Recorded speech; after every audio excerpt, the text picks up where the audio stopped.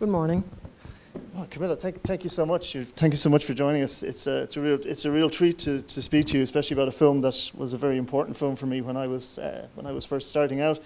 You have a very different kind of story. Maybe you tell us a little bit about where you were just before this film came into your life. Well, I had been an editor already for maybe 7 years or something when I did Living in Oblivion, and I was part of that generation of budding young editors that came on the heels of people that were wonderful, both editors but also especially directors that New York had to offer, and they were, De Palma, Scorsese, Demme, so many directors in the 80s and 70s and 80s that worked in New York. And so they produced a new generation of directors that were more independent, because by that time those directors had become mainstream in a sense and very important. And Sidney Lumet and Arthur Penn and all there's tens of them. And New York felt like it was not a company town like Los Angeles, which was a company town. In New York, it was tough to make movies. You had to schlep all these things, from here to there, in Times Square, alongside the whores and the pimps and all that. So all the labs were there. So it was a very exciting time. And so then people like Tom DiCillo, Jim Jarmusch, and Susan Seidelman, came out of that period in the city. So I was coming of age then. I had been an assistant for quite a few years, and then I co-edited Something Wild, a movie that Jonathan Demme did in 1987. And that kind of, pushed me over the edge of assistanthood. And I became an editor. And I worked in Japan for a couple of months. I worked on Buffy the Vampire Slayer. I mostly did comedies in those years. And that's why when I finally got a drama, they said, "You did only comedies. Do you think you'll know how to do a drama?" Which is then what they asked me a few years later, "You did only dramas, or you think you'll do how to do a comedies?" Because that's the way people treat editors, like they were monkeys. And anyway. Nothing has changed. Right, nothing has changed. I just, now here at my age, I had somebody ask me the same thing a couple of months ago about something, so I guess it doesn't change. But so when I met Tom DiCillo, I had heard about him because he was Jim Jarmusch's director of photography. So they were very much into this aesthetic, this sort of downtown Tribeca, Soho, when Soho was still Soho, aesthetic. So I was interested, and he had worked with somebody, Living in Oblivion was born as a 20-minute film in black and white, and because they had no money, cut by somebody, Dana Condon, whom Tom had hired. And then they went ahead and tried to find the money for the rest of the movie, because people said, "Well, this is a great little film. You should make it into a feature." And of course, he knew that, but nobody else wanted to do it, make it into a feature. So in the end, the people who worked on the movie, Catherine Keener and James LeGros and Steve Buscemi and other people gave him the money to make it, and a couple of other people, but not that much. So it was really a low-budget film. Yeah. And so he interviewed me, and I didn't know how the interview went. I mean, he is a very serious guy, very, very obsessed with aesthetics, but also an incredible mind. He's the kind of guy who goes into a room, sits on a chair, closes his eyes and thinks of an idea. And then he goes into another room and writes it. And so, it's kind of a dream director in a way, because he knows exactly what it is that he wants to say and wants to do and wants it to look like. So so he hired me, and we worked on the last 40 hour of Living in Oblivion, the two episodes. Yeah. So little sections, and it was great fun. Yeah. I got along with Tom really well. In a book that he wrote a few years later, he said, I would go to the bathroom to pee, and I would think of something, and I would come back, and I would tell Camilla, I would start telling Camilla, and she said, but wait, before you tell me something, Tom, I thought of something, and before I forget it, and he said, it's the same thing I thought when I was in the bathroom. So it was one of those relationships that, we really came to the same conclusion. It was really quite a bit of fun. And of course, the footage was great. Yeah. I don't know if I can say that, but it was an embarrassment of choices. There was it was very well shot. It was shot so quickly and not poorly though. And the actors were all into it, and so it was great fun to work on that. And so at that time, were you cutting on film, or were you cutting film? You were cutting this on was film. Yeah, 35 millimeter film. So tell us a little bit about how you worked on a day-to-day basis. Just, I think a lot of people have never worked on film and are always curious about Right. this. Well, in America, in the world, there was an expression: time is money, and in America, of course, everything is money. So you can't afford to wait for the director to cut something, because they have borrowed money, the loan has to be repaid the moment you finish shooting, that kind of stuff. So I work from the second day of shooting, because the first day you don't have any dailies, but the second you do. And I usually, in those days, you used to screen dailies with the director, which people don't do anymore. So you would go to the lab and sit down with the director and the DP and sometimes the production designer and your assistant, and you would look at the footage and you would, talk to the director, what about the first part of that and the second part of this one. And so that was good and helpful. And then I would go, and the next day I start cutting and I do my version. I believe in, I don't believe in paperclip cutting. I don't believe in just making a mark and just doing anything. I believe in going for perfect the very first time around, knowing full well that you're not. Yeah. You're not perfect, because it's a process, and then you have to go back and refine it and change it and slow and pick it up. But the attitude that I have is to go for perfect, so that when you do show something to somebody, usually the director at the end of the process, it's a good blueprint. It's a good thing to show you're not ashamed of anything. You're not showing something that you're not sure about, and you could be wrong. Of course, you are most of the times. But it's something that is solid. Yeah. So I believe in that. I was pretty much trained to work that way. So you're coming to the director saying, this is how I think it looks. What do you think of that? Is that? Yeah. No, and then as soon as the director stopped shooting, a couple of days later, after they have gone to sleep finally, they come into the cutting room and you start working from, real one. Yeah. And you do it. And we don't screen. I mean, in those days, you didn't screen until you were done with a pass. Yeah. With a good pass, with the director. Yeah. And then you do it all over again, reel by reel. Yeah. So you mentioned that it started life as a short film. That's the first 20 minutes of the film. Right. I think it's the director's dream. So was that just stayed as it was when you started? You just parked that, did you? Yeah. No. Tom wanted to make a couple of changes, which of course we did, and because he had lived with the way it was. But we didn't. No. Yeah. We left that alone. Okay. Yeah. You were happy with it. Yeah.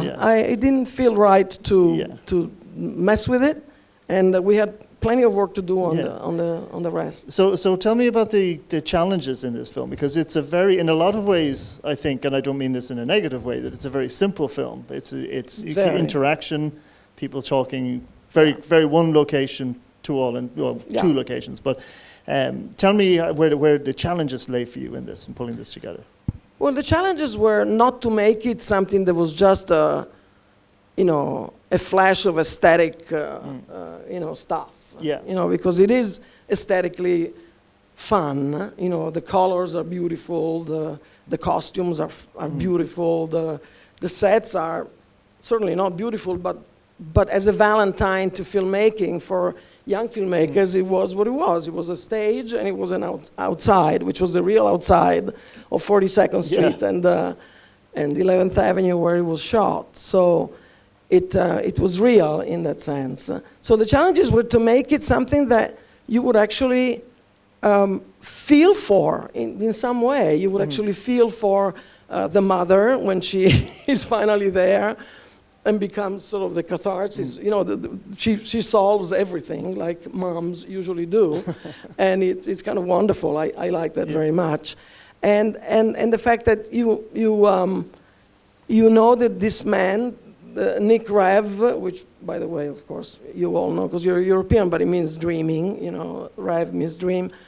Is just somebody who really tries, and you have to really feel that sort of love for filmmaking, and then that he just at a certain point, right after the scene that you guys saw, he just gives up.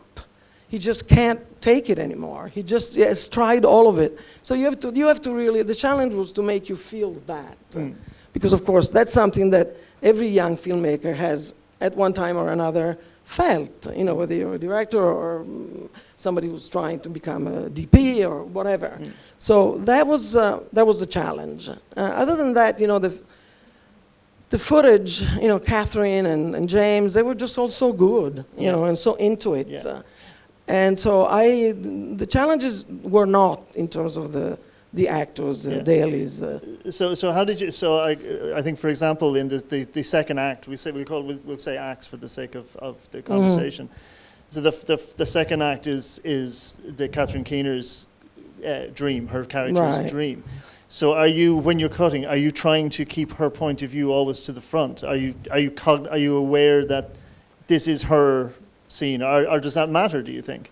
Yeah, no, I think that even though James is so operatic almost and crazy and sort of Hollywood, that Hollywood mindset. I think it is on because she overhears the conversations. I think you feel her. Yes, that was the challenge to make it her dream. And when it becomes clear that it is her dream, then it's kind of fun to witness that. I think that second part is the one that's more. It's a little bit different from the first or the third. It's a little bit more of a spoof of Hollywood, filmmaking, not filmmaking. People who are Hollywood wannabes. The people that want to be part of Hollywood, and they're not really, but they just, the sort of boasting and anyway. Yeah. So. There's also, because I think we were talking about this earlier, and the third act feels to me very much like a dream as well. Well, you said, yeah. Well, it's got a dwarf in it. It has to be a dream. It's got the dwarf, so it's got to be a dream. But there's what I was going to say was that there's little moments in there, and I'd like to ask you about placing those. There's little moments, like there's a little vignette of a smoke machine losing its mind, and there's that lovely shot that we saw in the clip of when the mother reaches across to release the tear from Wolf's eye. So those little vignettes feel like they're in a very specific place. Are they something that you were using like as punctuation, or are they something that you were thinking this has to be right here? If that's not too difficult a question.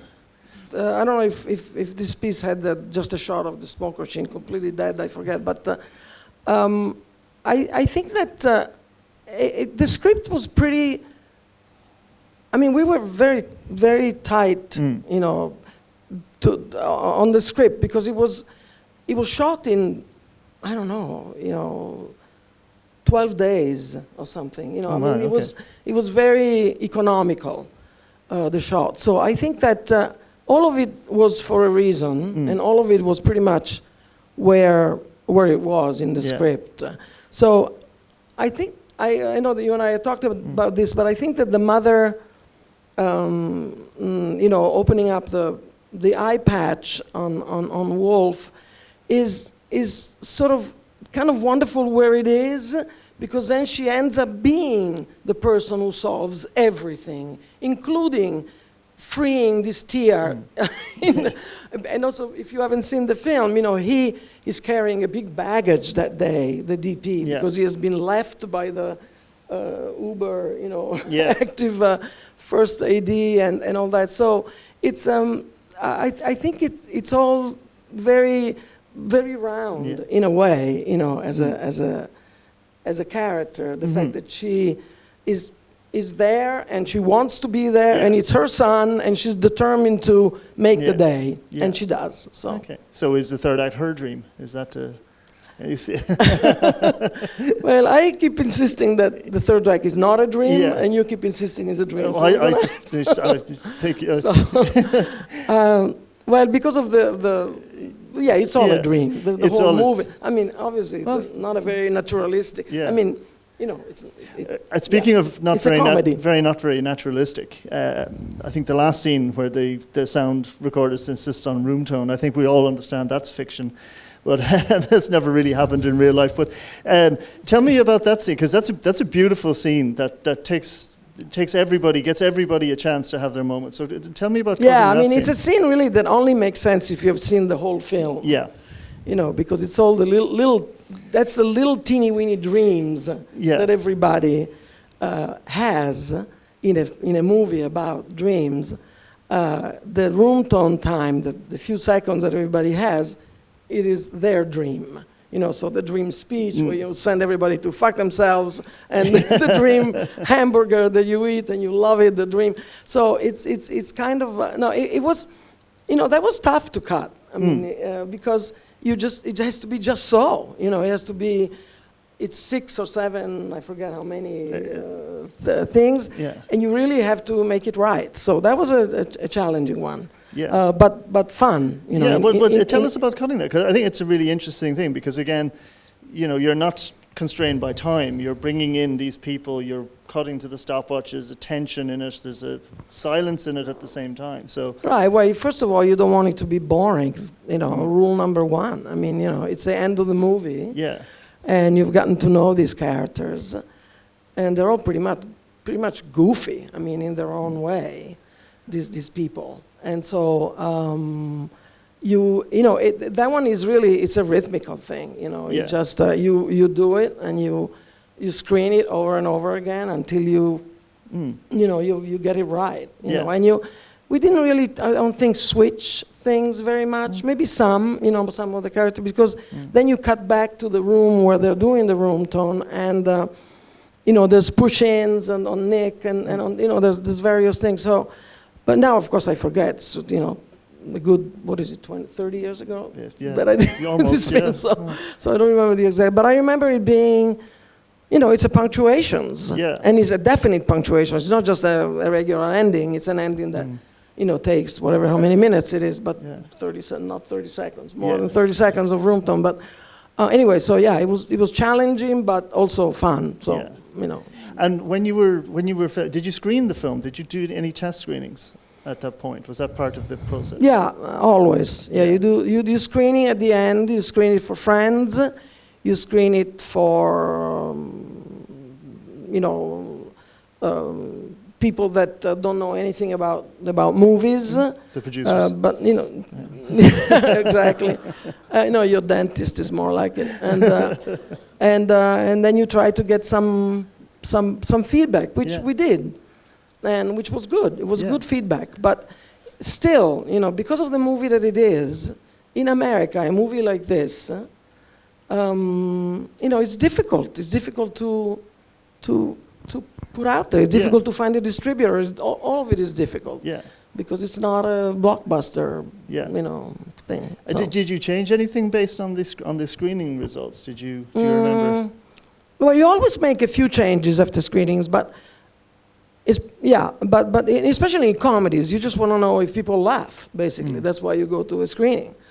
Or if there's some lagging thing, and I don't remember if we made many changes. I don't remember exactly how many screenings we did, but it was he went to Sundance and he went to whatever. It was successful. Yeah, he had wonderful reviews, and so it was a good project for Tom. You know, who is definitely sort of an outsider. Yeah. And I wanted to ask you about him briefly just at the end, because you obviously did something right, because you worked with him for an awful lot more. Yeah, so how many times. Yeah. Yeah. So and what kind of films were you doing? Because what is he? Is he a filmmaker who makes? Mostly, he likes comedy. Mostly, he wants to write things that turn out to be either terribly ironic or a real comment on society. Sometimes it doesn't work because maybe he has some anger or something, I'm not sure. But a lot of things are very funny. Yeah. And so Box of Moonlight is a wonderful film that he made after with John Turturro and Catherine. And it was just a fun... His movies are a combination of funny situations, you know, funny reality, and funny, you know, funny lines. Not Seinfeld-like, you know. I mean, he's not that kind of a comedian, but he has a very interesting mind, and I liked it for many, many years, and I loved working with him. Did you? He's a very serious person. Yeah. And he and I work together well, and he's serious on set, so sometimes people find him almost rough and stuff. Yeah. But in the editing room, it was dreamy. It was fun. Oh, good. And just what you were saying there about, you know, being falling into a genre of editing. Did you find after this film you were getting offered a lot of, you know, angsty directors trying to make films about films? Yeah, I mean, you know, you get labeled as an editor for some insane reason, you know. Like, for example, I had an interview once to work on something that was an hour long, one of the few first things, in Rome, in fact. And at the end, somebody asked me, and this is the truth, so Camilla, you've always worked on features. Do you think you'll know how to work on something that's an hour long?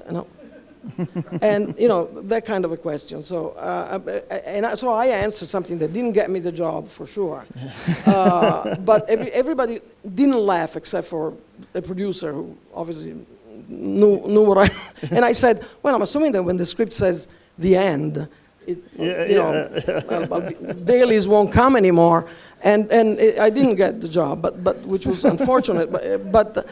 But you know, it's that kind of a thing. That kind of a labeling is ridiculous. Yeah. But you know, so I find comedies to be extremely difficult. Okay. It's much harder to make people laugh than it is to make people cry. Really? Yes. Yeah. Wow. Because comedies have so many elements, and also, you know, to be amused and to laugh is a specific thing. You know, it's like if it doesn't happen, it doesn't happen, and it's labeled as unsuccessful. So you know, it's not easy to make people laugh. Well, and just on that, because that's an interesting point. As you're cutting yourself a comedy, do things that made you laugh on the first day still make you laugh 3 weeks later? Well, you have to trust the material. Yeah. You know. So if it made you laugh on the script, and or whatever, or if it made you laugh the first day, you have to know that it's going to make people laugh the first time, hopefully. Yeah. But you know, in a room full of people, there are also things that make people laugh, and they make other people not laugh at all. Yeah. So you just have to, it's hard. Comedy is hard. Comedy is hard. Okay. Comedy is hard. Well, I think comedy is hard. That's a perfect place to leave it there, Camilla. I think. Thank you so much. Thank you very much. That was really wonderful. Thank you.